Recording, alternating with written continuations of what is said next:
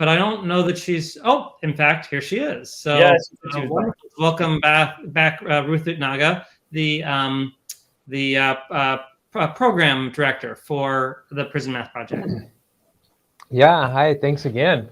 This it's been pretty exciting, and I was actually pretty fascinated with Amy's speech. I had read books while I was incarcerated about like the history of mathematics, and one of the things that I had ran across was that some numbers had, in some cultures, had like holy meanings, and so I know that the Mayan culture had very specific things to do with their numbers that were very unique to them. So I was pretty excited to see that.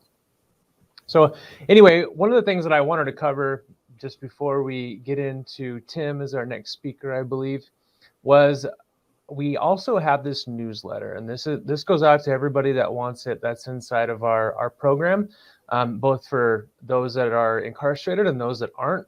And one of our most recent newsletter, which is our third one, there was an interview done by Claire Finlayson with one of our participants, Rory. And I just wanted to read something he wrote about the Convict Code. And I'm going to sort of read it sort of backwards. So anybody who sees this, you're going to see that I read the last part first. And it's very short. So the first thing I want to read is, he says, "I'm a citizen awaiting return to the society that made a decision about my previous actions. And when I'm done, I intend on being a good neighbor, a civic-minded community member, and a success." And the lead up to that, this is what really got me. Now, I happen to know this gentleman. His name's Rory, and I happen to know him personally, but this section really caught me. This is something that I want to talk about.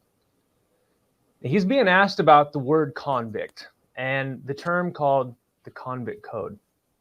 Anybody who's ever dealt with the prison system in any way, shape, or form has surely heard this, and this is something that's been sensationalized in the media as like this strong, vibrant expectation of those that are incarcerated, and it's called the Convict Code. And he's being asked to sort of clarify what this means in context of those that are pursuing higher education and that are practicing desistance. And this is an important lesson for me personally. So he says, yes, the word con is a moniker for those who have surrendered to the prison culture. That's not me. I'm absolutely against the Convict Code. That code allows the exploitation of one's prison community. Plenty end up in prison because they've exploited their community. Then some choose to continue doing the same in here. The code says there's nobility in bullying or beating another person for a perceived weakness. The code provides a stratum for who has a better crime. The code insists that collaboration between prison administrators and prisoners can't exist. The Convict Code is flat wrong, and to hold the title con means someone has failed at their own humanity. Because none of these things are true. No thanks. And let's face it, how many cons are invested in academia? Certainly none that I know. One of the things that I really want, that's the end of his quote, something that I really wanted to cover today was that when somebody goes inside prison, it's because usually they've committed a crime.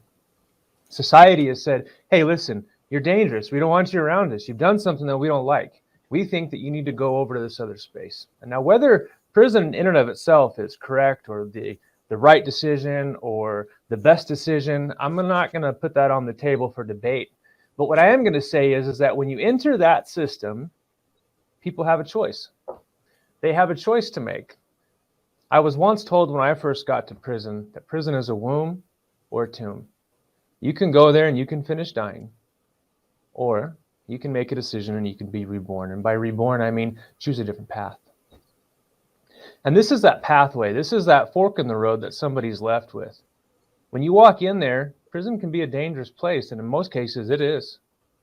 Make no mistake about it. But there are these people.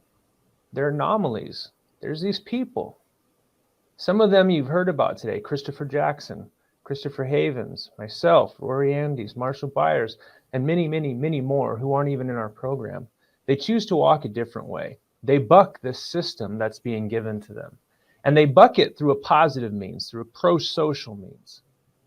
Now, as a society, we get to see people coming out of the system, and we don't really know how to differentiate them. Somebody who spends 10 years in prison with the same ethnographic background as the next person, say they committed the same crime at the same time, get the same amount of sentence, and they both leave at the same time. They go to apply for the same job. That employer doesn't know how to tell them apart, doesn't know how to differentiate them.